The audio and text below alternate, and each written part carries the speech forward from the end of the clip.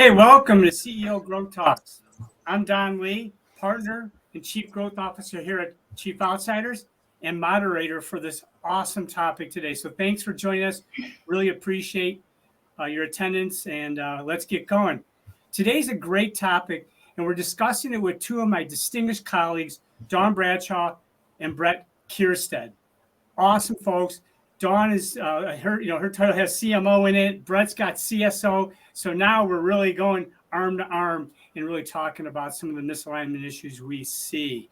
So with that, when we talk about aligning sales and marketing, I call that smarketing. And we at Chief Outsiders and myself personally, we've done workshops, we've done projects with clients. We basically really help clients engage in this because there's a lot of money on the table to put in your pocket. And it's a really important, especially as how things have accelerated with tech. Here's something interesting. HubSpot, and I'm going to read this, has reported that misalignment between sales, both sales and marketing teams cost a staggering $1 trillion. Staggering $1 trillion. That's a year. That's probably down due to 79% of leads never converting into sales because of the lack of nurturing. And of the leads that get past the sales teams, only 73% never get contacted.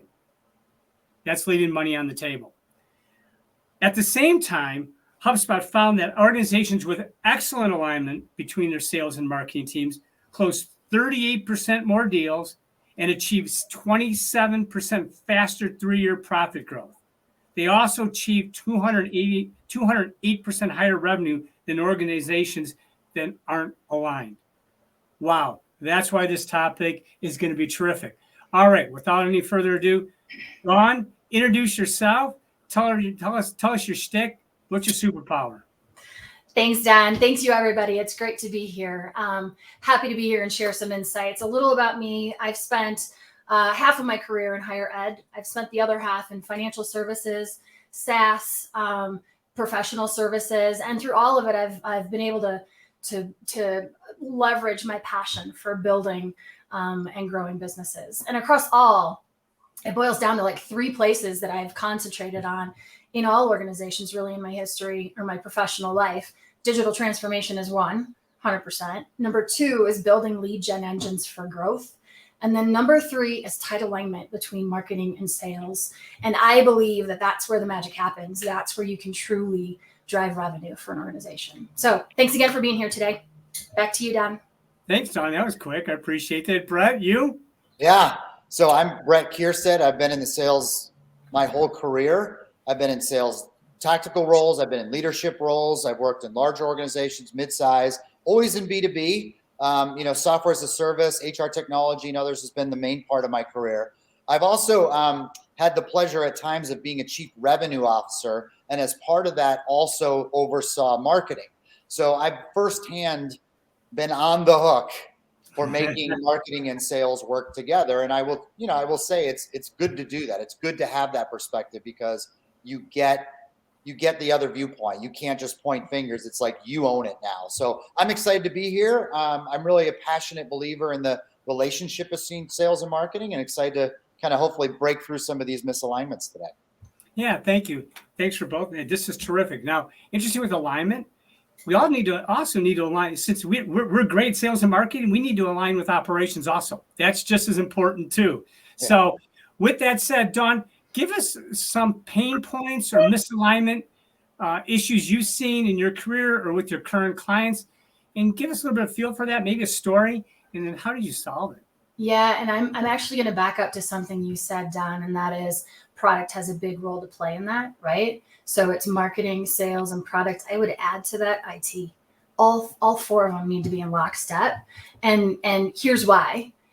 So that everyone aligns to the business goals, right? It starts at the top. So once the business goals are identified, developed, then it's how does everybody ladder up to those goals across all 4 teams and other peripheral teams as well, risk, compliance, those things. But really those 4 are critical. Marketing, sales being, in my opinion, most critical for sure to drive revenue. It's situations where I came into a mid-market organization.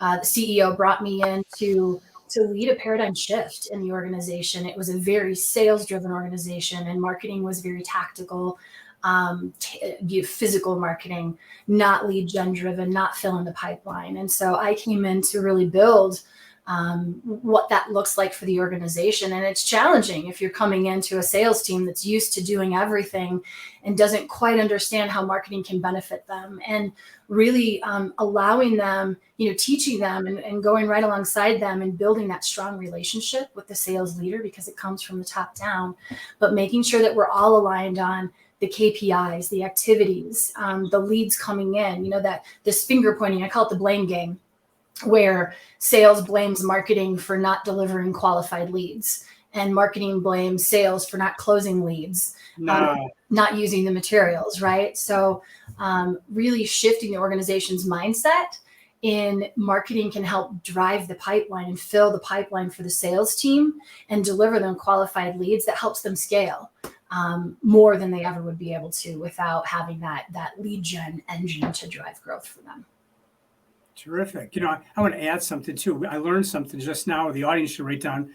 You better be aligned in your business goals, right? Right. Step one.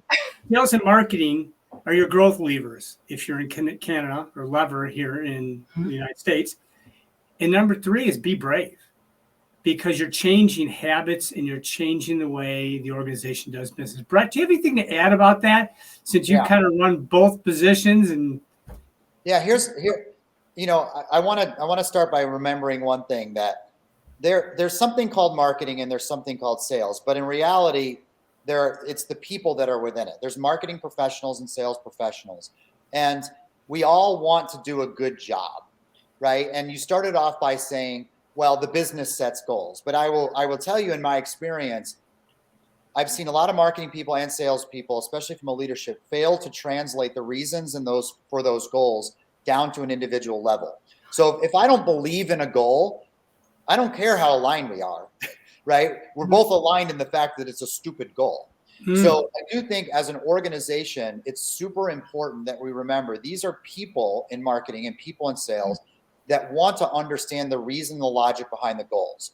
If you tell me, hey, salesperson, marketing gets this goal for this reason to achieve this objective, and that's how they're compensated and rewarded, and it's in support of this, and then in turn you get this goal as an individual, this is how it lines, that's when you have a better chance of success. I just think too often leaders in sales and marketing and in the business forget to translate that goal down to a human being. Is the one person. It's like marketing has there's no such thing as sales, it's people. So I think that's the biggest piece of advice I would give, is give the reason in addition to the goal. Make sure everybody's clear on why and how it impacts an individual. Then you have a better chance of success. Yeah. Well, Simon Sinek isn't joining us today, but the why is important. That's right. Let me ask you a question. Let's say we have a tone deaf CEO that's driving the metrics down. How do you approach that CEO to tell them, listen, 1 million leads is not going to really happen? How do you do that? Whenever you make an argument, you have to meet him or her on their terms, and I think I've seen too often, sometimes on the marketing side and sometimes on the sales side, where we tend to get into these esoteric, qualitative arguments. Like, that's too many. Well, it doesn't mean anything, right? It's like, why is that too many? What are our conversion rates? What is that going to lead to? What is the experience we've had over time? It's almost like in some ways you want to overwhelm them with numbers. That's what they want to see anyway. Like, well, that's reasonable, but based on this scenario, this scenario, this scenario, these statistics, this is what's happened, that's unreasonable. I think sometimes we tend to react to unachievable goals in an emotional way, and that doesn't appeal to any CEO or CFO or business leader. What I like about that is fight with the force of facts. Yes. Right? And understand what you did in the past, where the trends are going, because trends are super important. Also in alignment, so everyone knows the why. So really, really good. Brett, thank you, Don. Listen how you start us off. And something I've used as another trick is not a trick, but a process, is when the funnel, I have owners of the funnel all the way down, and we build a RACI. And I know a lot of us colleagues, I know you guys have built RACIs of each point in the funnel, of who hands it off, who's responsible, who's consulting, who's engaging, right? So that's important too, to what you were saying, both of you were saying about business goals, objectives, and like I said, levers of growth. Brett, what do you see in your travels? What kind of misalignment or pain do you see most often with your clients? I see one of the one that's really, I think it's the trickiest of them all is the alignment of the story, the journey, the touch points, right? In other words, if you just had Don was giving the example when there was no marketing, right, in a function, right? It was just salespeople. They own everything, right? Every responsibility falls to that person. But as soon as you bring somebody else in, now you've got this problem of delineating who does what. Yeah. So I'll give you a good example of simply like if an inbound lead comes in, where does who touches it first? Do we want a BDR to touch it in a marketing context, or do we want it to go to a salesperson in a sales context? So that's a real life example of the friction that can often happen when people are unclear. So the journey, if you will, the touch points, to me, is one of the biggest areas where things get haywire quick. And again, naturally, you have salespeople who are like, I want to talk to them. And marketing people are like, no, because we tell the story better, So how that manifests itself is this awkwardness for the customer, which is the worst outcome of all. Yeah. Like your parents feuding in front of your friends. Pretty embarrassing. Well, that. John, anything to add to that? Thanks. Yeah. The thing I would add is not just like who's handling that touch point, but making sure that there's integration through the story throughout, right? So if marketing puts something out there to tease and get the leads in, how are we paying that off? Is marketing paying that off, and is sales paying that off, and what's the payoff? And understanding where that customer came from, where that prospect came from, to serve them up the right information that they care about in the channel that they came in. The other thing I would add is understanding of the customer, right? So marketing's bringing in all of these leads, handing them over to sales, and sales is really the feet on the street, right? Talking to that customer, understanding what's working, what's not working. Marketing can only do as good of a job as the insights they have. So if there's this tight alignment and collaboration between the teams, marketing can get that feedback from the sales team and continue to optimize and get more pull through all the touch points. I would say one of the most devastating things that happens in this area is ego. And because us as salespeople and marketers that are great and confident in their job, they're hired for a reason, they're successful reason, is that they bring the belief that in any moment in time, they're the best person for the job. And that's just not true. But when you sit down and the way Don said it to me, Don, is that Don's saying it is, let's take the perspective from the customer as they go through the experience with us, who and in what mechanism is the most effective way to communicate with them. Yeah. Then you can decide, now, is that a marketing function or a sales function? Instead of it being us looking at ourselves and saying how we should do it, it should be, let's look from the customer viewpoint and decide what's the most effective way to communicate. I think that's fantastic. Sorry, Don, I didn't mean to cut you off. Go ahead. No, this is good. I'm the moderator, right? But I'm off script now. Here we go. Tug of war. Brett, you talked a little bit about this. Who communicates with the client? How do sequences work? Because now I got clients going, all the sales team goes, don't mark everything in our database, non-marketing. You're not allowed to talk to them. And I've got it handled. Can you talk about how you navigate that? Because I'm still trying to navigate that. Well, it happens. It happens when it feels like something is being imposed upon me. If I'm imposed a sequence. So I have a client right now where I oversee both. I integrate closely on marketing and sales, and we're adamant. They've historically had a very disconnected environment because they felt like marketing was imposing things on sales that sales did not agree with was the right idea. Right. And it wasn't even a collaboration. There was no teamwork. It was like, we know something and we're going to impose this sequence, for example, this talk track in this sequence. Well, as soon as they sat down and took a step back and involved sales and said, here's what we're thinking of doing. How do you want to interact in this? Would you rather do this? When do you want to call? When do you want to do this? It's amazing how, wow, that's great. right? But when we feel like things are imposed upon us, that's when we react adversely, whether it's sequences or collateral, it doesn't matter. The imposition is where we get in trouble. That's my way I look at it. Yeah. Don? Yeah. So I have actually 3 thoughts. I'm going to try and keep them all on the top of my head. So the first one is, so a current client I'm working with, very similar situation, but it's not necessarily marketing imposing on sales, but there's not the data on the back end to help inform all teams of what's happening.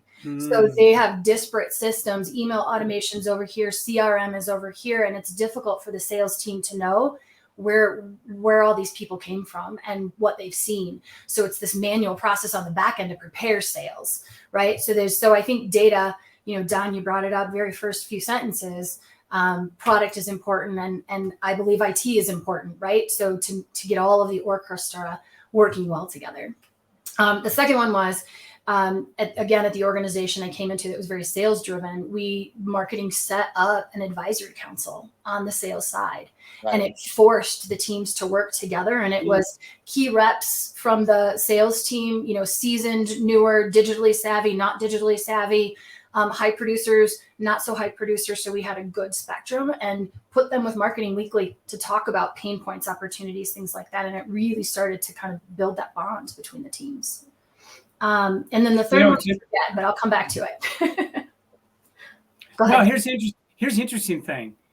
Have your team, there's a great book called Blue Ocean Strategy.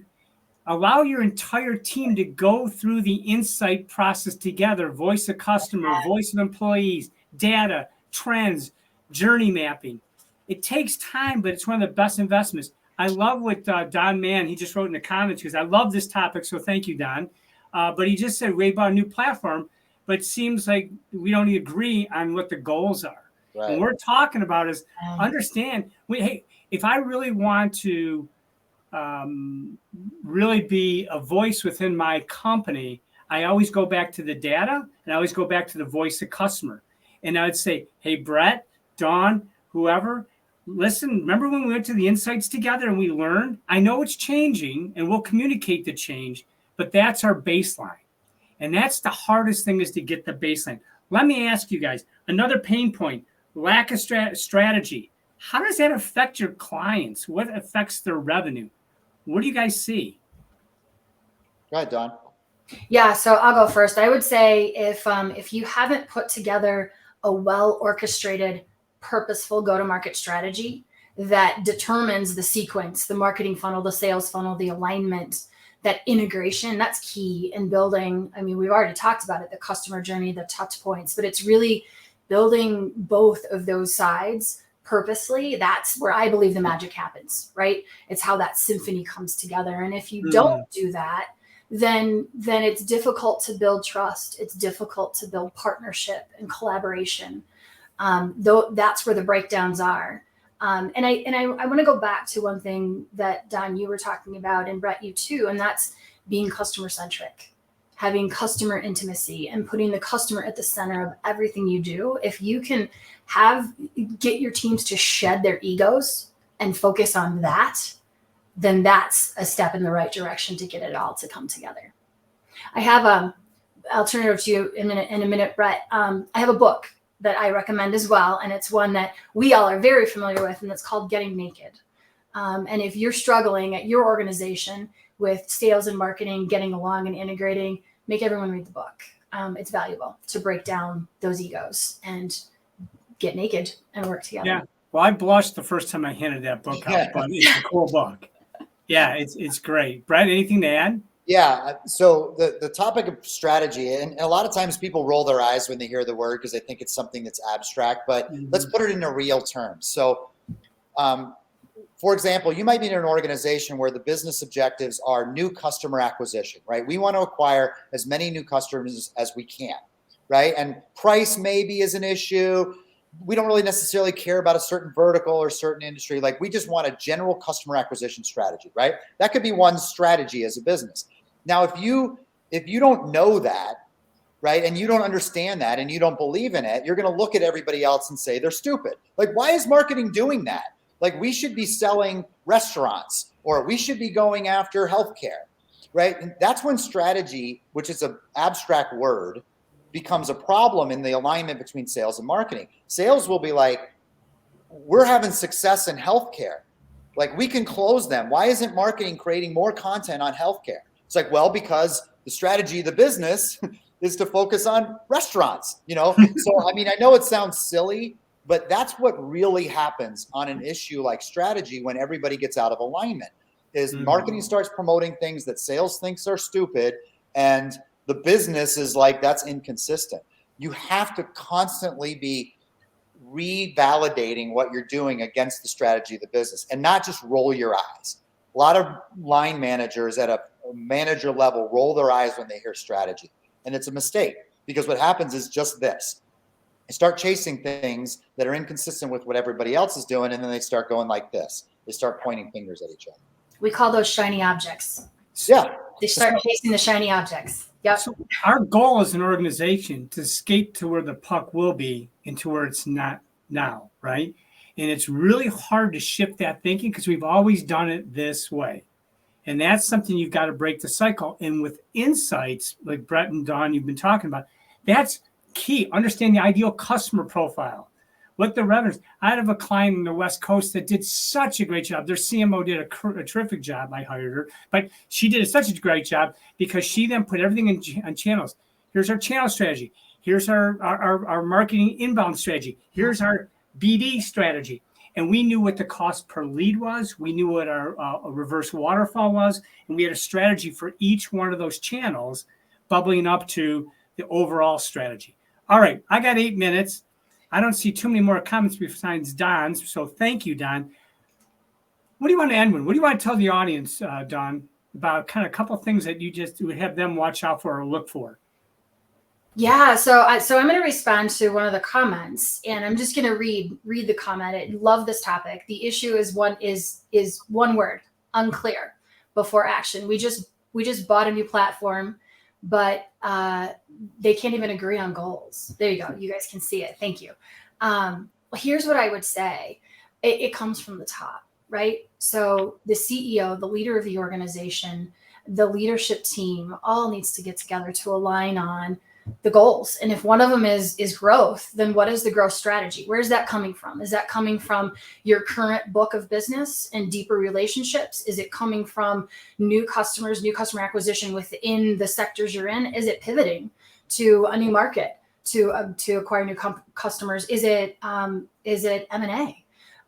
So that like at the top, that's foundational before you dig into anything else. And I will share with you, Don, that almost every company that I've had exposure to is challenged with this, and it's hard. It's hard, and it takes time. But once you do it, everything else can fall into place. Yeah, terrific! Wow, I learned something, Brett.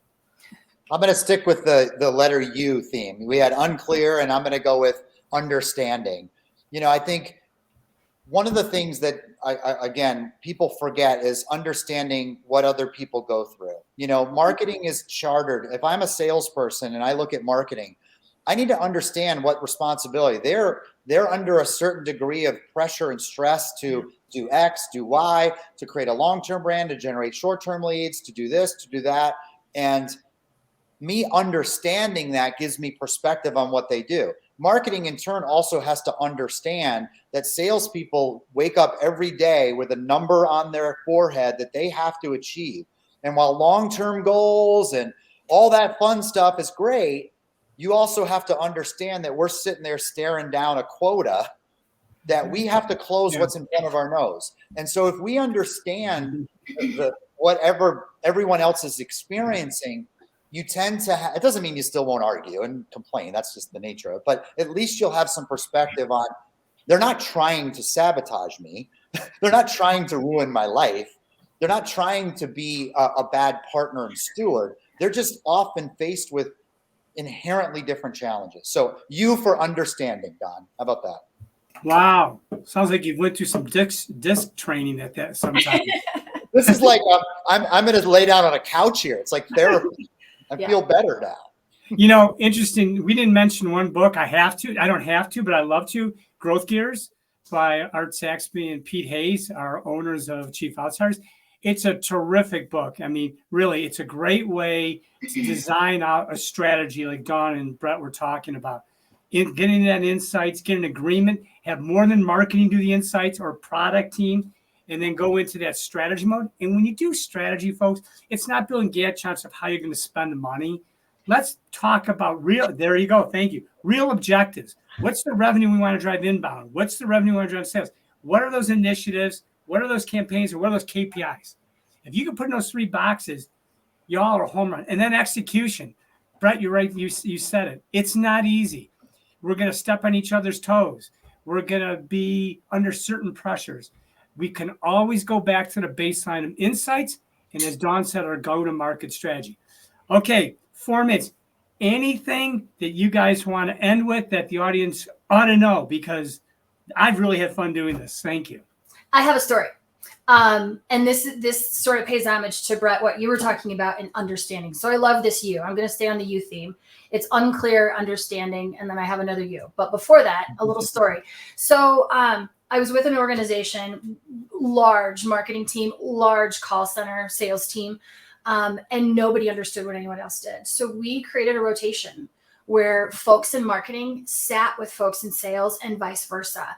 And it really helped marketing understand the challenges that sales had, their motivators, the things they dealt with, and vice versa. So it really went a long way to bond the 2 teams. Now, it took a lot to orchestrate it and put it in play, but everyone appreciated it. So quick story. Okay, so back to you. Unclear, understanding. I'm going to take it right back to the customer. And that's you at the center of everything we do. Because again, I think that if you can rally all teams, mobilize teams around the customer, the you in what they're doing every day, Yep. that helps to shed anything else because that's the goal, is the customer. Wow, thanks, Tom. Drop the mic. Love it. Brett? I think just to stick to it again, we're all joined in an objective of cooperating to drive revenue and success for our business. And we do that through our own individual performance. We have jobs every day. A lot of the misalignment, a lot of what goes on in these organizations is because people don't understand each other and they have unclear goals and they don't communicate. Yeah. Every marketing person that I've ever sat down with loves to talk with sales about how to make it better. Every salesperson that I talk to sits down with marketing wants to figure out how can we get better results together. So at an individual human level, there's very often very little problem. It's just the business, unfortunately, and as leaders, sometimes we create the problem. As that note in the comment was, the goals are unclear and unachievable. Well, guess what's going to happen? Yeah. Sales is going to be behind on their numbers, and what do humans do? They point fingers. It's unavoidable, another you, unless we can try to make sure that we as an organization, especially as leaders, are setting the structure and framework properly. So thank you, both of you. Thank you for your time today. I look at this, I want to, how do you want to say, under promise and over deliver. We're at 28 minutes and 28 seconds, and we're going to end in below 30. If anyone has any more questions, you can reach out to any one of us through LinkedIn. You can go to chiefoutsiders.com, look us up, and just our phone numbers there, our emails there. Thank you for everyone in the audience that are here. Really, and I appreciate all the great comments here, seeing great insight, great conversation. Thank you. We love doing this. This is our superpower. So with that, thank you so much from Chief Outsiders. Thank you, Dawn. Thank you, Brett. We're out of here. Virtual hugs.